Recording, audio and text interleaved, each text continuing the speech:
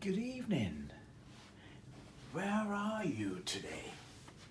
Hello. Namaste.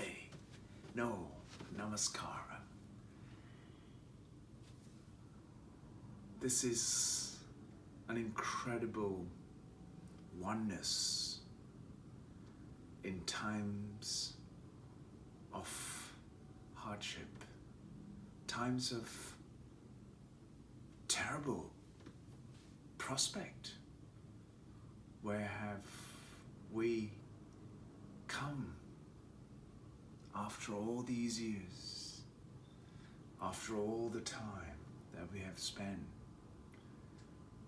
We are in the most incredible times of our lives to move from our compulsive behaviors to more conscious and more gentle and more embracing and enhancing way to be as a human being. There are so much of incredible nerve endings in these hands, and simply by turning the hands, the very way your lungs function alters.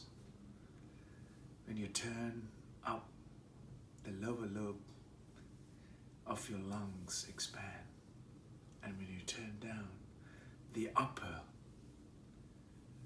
expands as you breathe.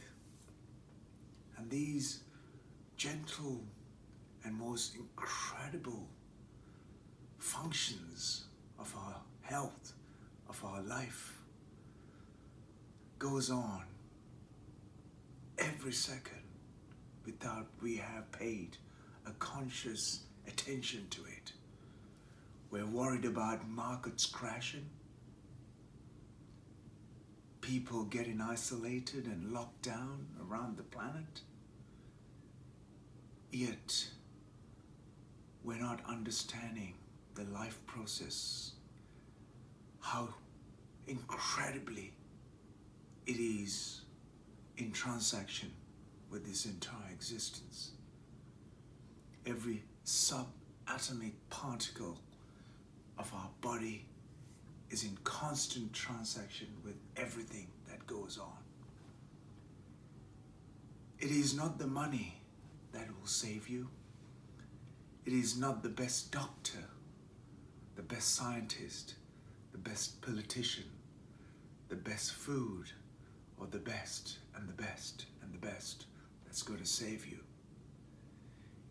It is you letting go of your compulsions that you have accumulated through compulsive behaviors that will make you more of a being, a conscious being. I truly do not know how to explain in any other way. Even Prince Charles these days are being asked to not to handshake, instead to do this. What is the meaning of doing this? It's just that I don't see you as a duality, like and dislikes. The way you look, how you conduct yourself, and how you feel, and if you're ill or if you're well. You're not polarizing yourself by doing this. You're seeing whoever you see in contact as oneness with the entire existence, and that you have obliterated your capacity to discriminate by your thought, by your sight, by your smell, by your taste, or by your touch. We must rise to the challenges that we are facing. We cannot run away from the reality that we have in our hands. Our lives all around, disrupted and broken down because of something that we can't see. When we can't see, and we do not know, it comes to rule us, our lives, tremendously.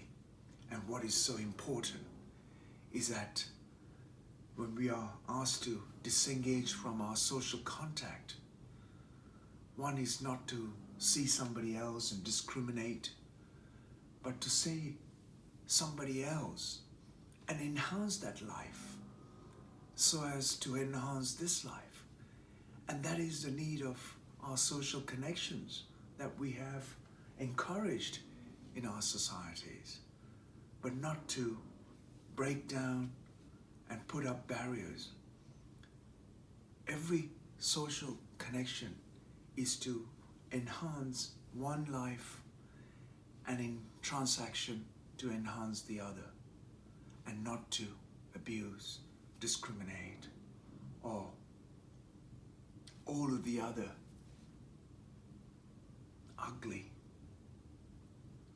that we have created around our thought process. We must rise and embrace and be gracious and graceful with our challenges ahead, and continue to improve and enhance the human experience as an enhancing process rather than a breakdown in our possibilities as one creature, as human. This is the time that we should wake up to the very realities, and this is the time that we must move from our conscious behavior, which we need to highlight and improve and enhance much more than our compulsive behavior. And I hope that by doing this, you mean that you are becoming one with everything, that you do not distinguish, this is me and that is you, and by doing so, that every part of your thought process is in oneness for the well-being and the wellness of the entire existence and the life process that we have around us.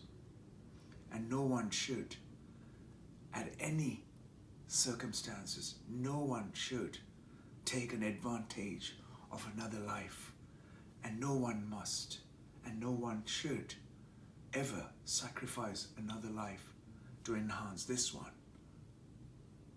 What is so important is that we all work in one direction for the same purpose, for better well-being and healthy and highly conscious state of living.